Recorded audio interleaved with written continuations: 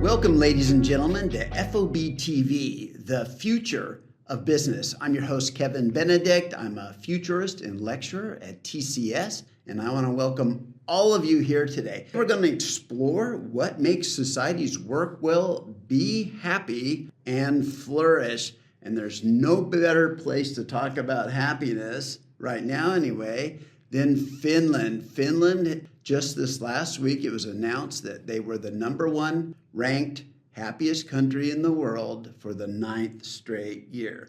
So there's something behind that. It's not 1 year, it's not a fluke, it's 9 straight years. So we'll dig into that. And to help us do this today, I'm joined by Elina Kiiski Kataja. You're the leading specialist at Sitra, where we are today, the Finnish Innovation Fund. You're also a PhD researcher on technology and society. Thanks for joining us, Elina. Thank you for inviting me. Yeah, so let's talk about a few things. Before we jump into some of our deeper topics, tell us about your PhD research. What are you focused on? Well, I'm researching the views of European technology leaders on society and democracy. Yeah. Timely, yes. And what evoked my interest back when I started was kind of the Silicon Valley ideology has been so dominant in our technology scene.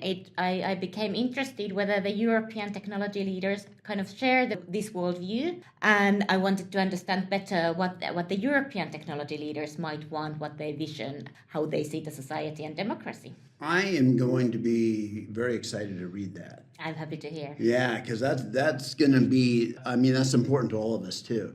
We're seeing in the U.S. a huge impact on the political front, on the cultural front, everywhere. Yeah. So it'll be interesting to compare and contrast those there. So I saw Sitra referred to, and Sitra is your organization. I'll let you talk about here quite a bit. So I saw Sitra referred recently to as a future-oriented organization that promotes Finland's competitiveness and well-being of the Finnish people. They anticipate societal change, try out new operating models, and accelerate business activities aimed at creating sustainable well-being. And we're going to talk about that word a lot today, well-being. Is that a good description of Sitra? I think so, yes. Would you add anything to that? Well, I would like to add that how Sitra has been operating since it was founded in 1967 as a 50th anniversary gift for Finland. How we operate, it's always depending on what is needed. So we always try to function in the areas and make that mission you read out true in different ways. So we've been funding technology, we've been bringing capital investment markets to Finland, we've been looking at the global opportunities, we've been building up ecological and sustainable operation models, and now we are working a lot with economic growth, since that is a challenge in Finland at the moment. So we always try to go there where the challenge of the time is. Got it. Now, I've also seen reference when I'm doing the background research in preparation for our podcast today that Finland also has an organization that's called Finnish Parliament's Committee for the Future. How is that different? Well, it's a parliamentary committee. So it's kind of like in the parliament, you have legislative committees, and one of those committees is not doing legislation, but its job is to act as a kind of a think tank inside the parliament. Then again, we are kind of operating outside the parliament with the whole Finnish society, and we have our own financial resources. So we don't operate under the state budget. But that gives us a lot of freedom. So we are kind of outside the parliament, and the parliamentary committee is inside the parliament. And that's kind of the difference. And the parliamentary committee consists of parliamentarians. But we are supervised by the Finnish parliament. So, we're kind of outside. Got it. Now, when I first found out about Sitra, I was thinking, that sounds unique. Yes. I haven't heard of a lot of countries that have that. But you're in the business, you do this. Are there a lot of countries that have a similar model? Not many. Constantly when I talk with people practicing society in other countries, Sitra is actually quite unique. It has kind of like a little bit correspondent organizations such as Nesta in the UK. I would say it comes close. Also in the United Arab Emirates, I mean, they are developing a future foundation there that has kind of similarities. But I think, I mean, but none of them is exactly similar as Sitra. So I think we are quite unique in a global setting. And the reason why I want to dig into that uniqueness is because, seriously, you're ranked the happiest, or what some people would say most content country in the world. I think they looked at 143 different countries were ranked. Yeah. And you're number one for the 9th straight year. And you have this unique future-oriented business or organization. Is there a correlation between those two? Well, I probably would not dare to say there's a correlation, but I think, what might have something to do with that, I think Finland is quite future-oriented country in many ways, since we have a lot of kind of future thinking institutionalized. Since we have, Sitra is one of the organs that is constantly looking at the future and trying to help the Finnish society to renew itself. We have the Futures Committee. Also inside the government, there is the governmental Foresight, and all the ministries are working with Foresight. Then we have academic research at Turku University. Then also around the regions and in the biggest cities, they have their own Foresight activities. And of course, since we are a small country, we're all quite connected and exchange information. So I think Finland has been like quite future-oriented country. And focused. Yes.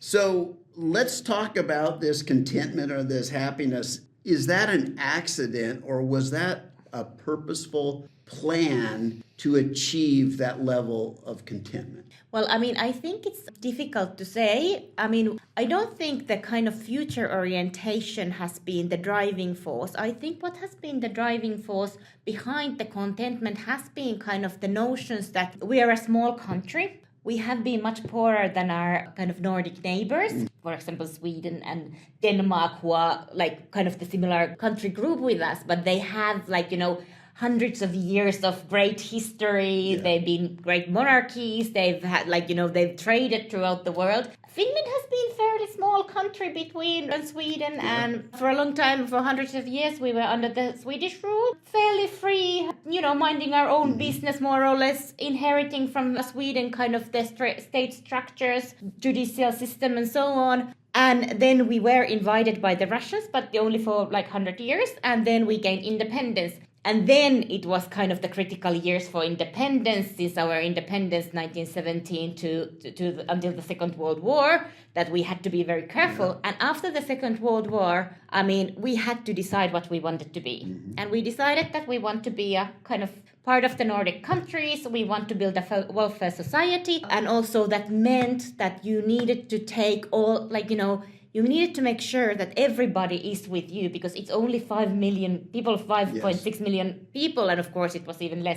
So, I mean, you needed to get everybody involved, get everybody's potential involved, and that's why, I mean, building a kind of generous welfare society in order to make sure that happens, and at the same time building kind of the business environment that can thrive. And I think that has been the kind of the main driving force, the cohesion, the search for social cohesion, that everybody is involved, everybody is included. I mean, I think that's kind of what's been kind of an important strategic aim.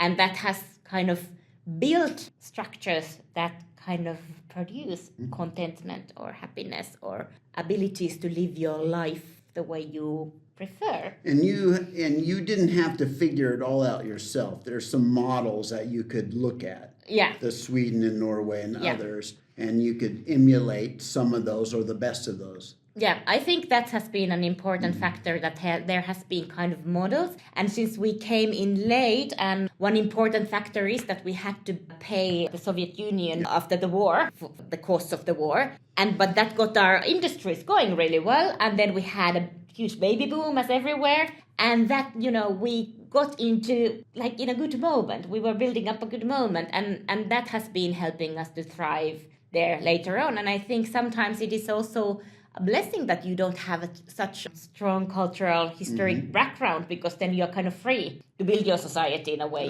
you want to. So when you have a long great history, it might be a burden as well. So tell me, when you talk to your neighbors and your family about this happiness ranking, what do they say? How do they feel about it? Well, we all laugh at that because, to be honest, Finns have not thought of themselves as being very, very happy. More, we are a bit think ourselves a bit grumpy. We don't like to talk to people that much. We are just minding our own business. Maybe this is more of kind of the mindset that we have. And then it makes us really laugh that all the time, we win this ranking. But I think now we are starting to get used to it. At first it was quite shocking and we were all ridiculing it, that how can this be?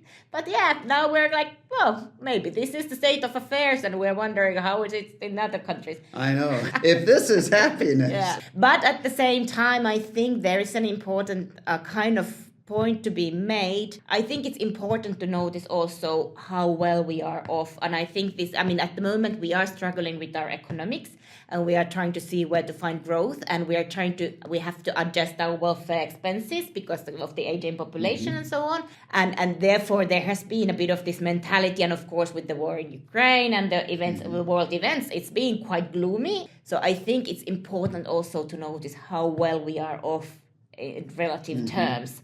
And I think that, it needs to be acknowledged. What do you think contributes to that ranking? What is special, what is unique about Finland that qualifies it and ranks it as number one? Well, you mentioned being content for what you have. And I think there is something quite modest in our culture, in the sense that it might sound stereotypical, but it's to some extent it's true that we enjoy, you go to nature and you enjoy of those things that you have. I think one secret ingredient is that most of the people, but a lot of people have a second home or summer house by a lake, because we have hundreds of thousands of lakes. Yes. So it's not a luxury, but it's something that, almost everyone, at least have an access to one. So it's also something that's quite democratic, where in the other countries it's a luxury to have a second home. So I think it has something to do with this way of living, of enjoying, going to a summer house, taking a dip in the lake, going to sauna. I don't know, sit down, in summer it doesn't get dark at all, and you sit there and you look at the lake and you maybe have a fire. And kind of surprising things other than this is that Finns tend to actually we are not lonely, even if we are not that talkative. So according to the statistics, it seems actually that Finns relatively have good relations to their neighbors or their peers, and they have friends and so on. And we have a high trust towards each other, which is an important ingredient as well, I think. And you don't find that everywhere. No. It is the opposite of a polarized political environment. Yeah. Right? Yeah. When there's trust that the government is going to do what it says and that will deliver the services that you've invested in as a people. Okay, got it. Is there something unique about the Finnish culture that makes it willing to plan ahead and look at the future? You have these Sitra's unique. You have these different focuses even at the regional levels and the city levels that are future-oriented. Is that something unique about the culture in Finland? Maybe it is. And I think, I'm just guessing here. I don't know why is that exactly. But I think a part of that comes from history. We are sharing border with Russia. 1,200 kilometers with Russia. That is a lot. That has affected our history also a lot. We are not we are used to the fact that we need to be kind of aware of the geographical proximity. And I think that has always made that we have been searching for allies, in the sense that how much we've had space to move, but that has not always been a possibility. But we've tried to keep our eyes open and always build good relationships when we can, try to be kind of diplomatic. We have a reputation of being a peace builder around the world. So I kind of and I think those are kind of ingredients related to also future orientation. That seems you have to be aware of what's going on around you, that builds up for the future orientation, and maybe it comes also from we don't have as prosperous background as the Swedes, for example. So that makes you kind of like you try to look like where you go next, what should you be doing, how do you build a better future. What I hear is that you can't be impulsive, you can't be spontaneous when you're sharing these kinds of borders, and when you're not coming from a position of generational wealth. You really have to put the effort in, be purposeful about your actions, about what you say, about how you develop your society. Yeah. That's what I hear when I'm listening to that. I think there is something there, I mean, that you get right. Yeah. I think education is really important part of all future thinking. I think always when you talk about the future, you come to education in a way or the other. I mostly concentrated especially on democracy throughout my PhD and the intersection of technology, and I think that has a lot to do with education at the moment. So when I read about Sitra, Sitra itself also has a pretty good focus on education and where education needs to go. And you guys have just an exceptional reputation for your education system. Yeah. Do you have an opinion what makes that unique or different? Generally, what I could say, all the teachers are educated at the university. They have a very good education. And another thing has been that the Finnish teachers have had a lot of autonomy. So, they've shared these big goals, coming through the education plan, but then they have a lot of freedom to organize their work and, use their creativity and their educational knowledge, which makes it rewarding and interesting. And it has always been kind of a good job in the Finnish society. So I think it's always also being that they've managed to attract people to join the path of teaching. I'm one of them. Yeah. So this is the path of my career as well. So let me just talk to you about emerging technologies, AI, and just all these really exciting new technologies. How do you think they're going to impact the job of being a futurist? Well, I mean, this is what we all trying to figure out at the moment. What I already see is that it makes our job easier. I hope it's not making us jobless. I mean, we get the benefits of having, great research assistants. I think, I love that technology for that. I think it helps me to dig in deeper into some things. But then what it requires is that, you really then, you have to enhance your own thinking and you have to enhance the insight part. So, it's really, really easy now to, get the knowledge. Yeah. But what you do with that becomes important. And how you implement it becomes really, really important, I think. So those are actually two things, how do you think better? How do you think more creatively? And then how do you act upon all this knowledge? I think these become really critical questions. And this kind of brings us back into your area of study, doesn't it? Or how does emerging technologies, social media, AI, deep fakes, all of this kind of stuff impact politics, democracy, leadership? Yeah. Do you have some insight on how you think it's going to come out? Well, I think one critical thing that we need to start thinking in our society is how do you build up sustainable information environments? Because now it's kind of the information environment there where we live in. It's not compatible with democracy, and then we have to come in terms okay, do we want to live in democracies or not? Because the information environments that we are at the moment using, and they are now fueled by AI with platforms and so on. I think in order to live in a democracy, you need to have some kind of understanding of or common grounds on what is true, what is not. And then you need to kind of the algorithms, how they steer content that is hateful, that is polarizing, that is fake most likely. That is a huge challenge, and I think we just have to start to address this challenge that, this is not kind of an information environment that is good for a human society. So we need to start acting upon it. But I think I don't know, I might be wrong, but in Europe it might be easier in the sense that we have a long tradition of kind of companies and NGOs and states working together for some goals, whereas I think in the US I mean, it's much more market oriented in the sense that kind of business is understood as building kind of the best market for ideas as well. So for us, it might be easier. And of course, we get blamed for like you're restricting free speech. But what is important to note is that, free speech is one important value for us. But we have others that derived from our experiences in the Second World War and Nazis, like human dignity, human privacy, right? Kind of safe environment. And that is kind of that the horrors of those times have taught us that we cannot go there ever again. And therefore, we are willing to kind of balance, like free speech is one, but there are others. And free speech cannot go in the expense of human dignity, for example, or privacy. That's powerful. Now, I understand from what I read that there's also a lot of digital literacy taught in schools from the very beginning.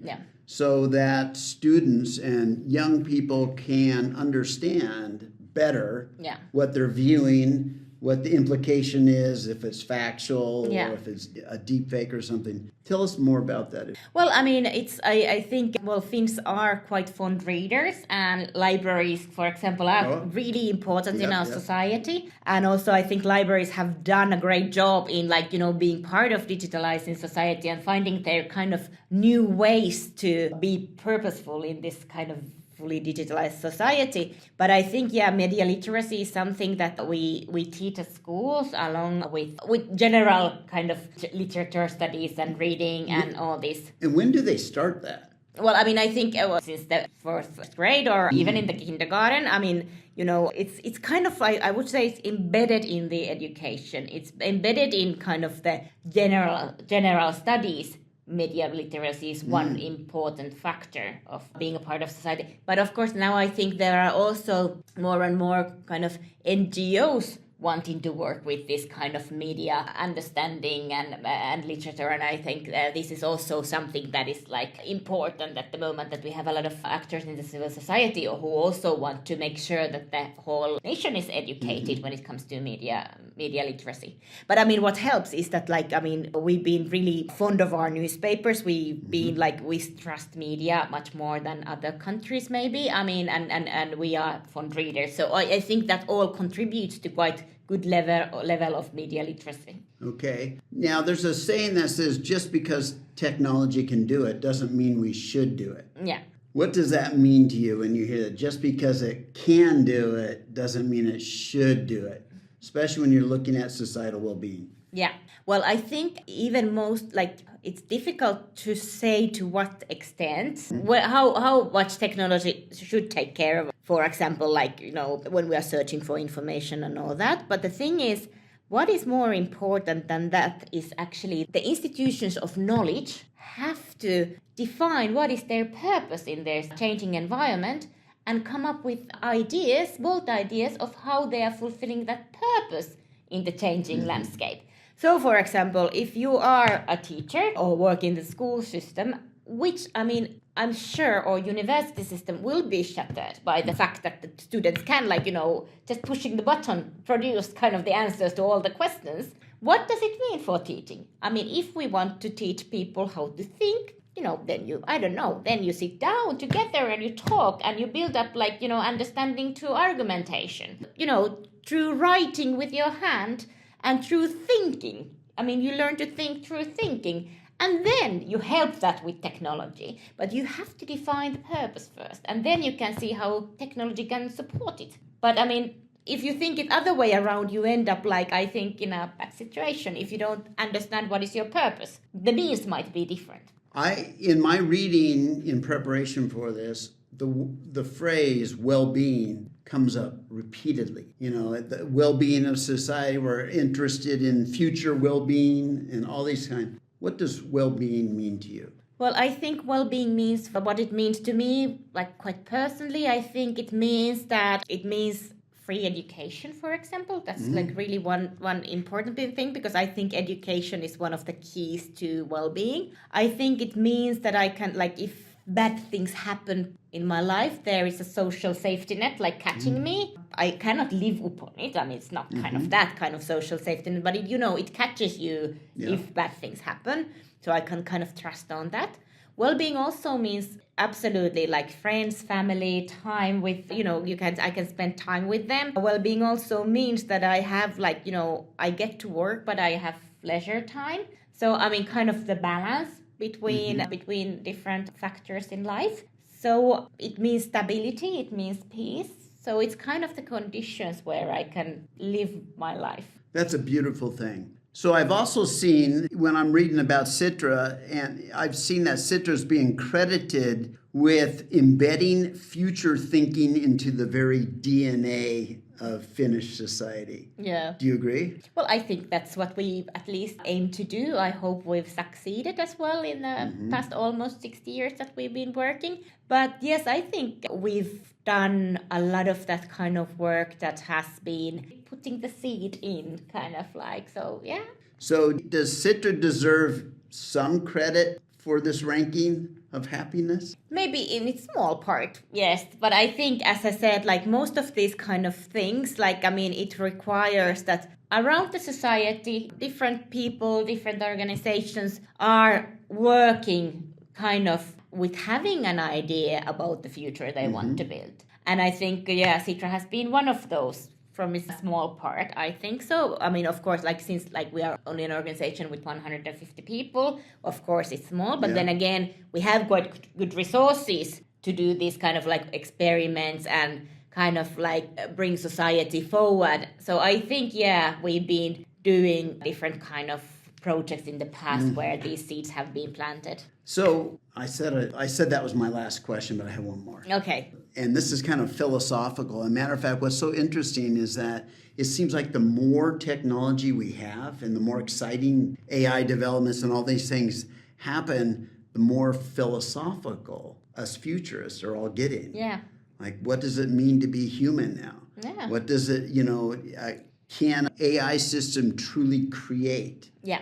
Can it express empathy? Does Yes. it really have consciousness or empathy, or is it just emulating these kinds of things? Do you find the similar thing where there's more and more philosophical discussions about, what's the role of technology and what should the relationship be, the ideal relationship be between humans and the technology they've created? I think so. Yeah, absolutely. I think it's becoming more philosophical and like all branches of life. I think there's something, maybe a humanistic turn in that sense that like all these things become more important. Like what is your, like, how do you perceive other people? How do you connect? What's your social capital like that you are using towards the others? And all this becomes important. But I think on the end, something else that I would like to implement, like, is the implementation. How do you then implement those important good things that, like, you might come up with philosophically around future thinking? So how do you implement those when, like, now we can access all the knowledge quite easily? Yes. Deep questions. Yes, absolutely. Very deep questions. I want to thank you so much for sharing your insight, sharing your work, sharing the hard work and the planning that went into building a society that is ranked number 1 for 9 straight years. Thank you very much. Thank you so much for coming.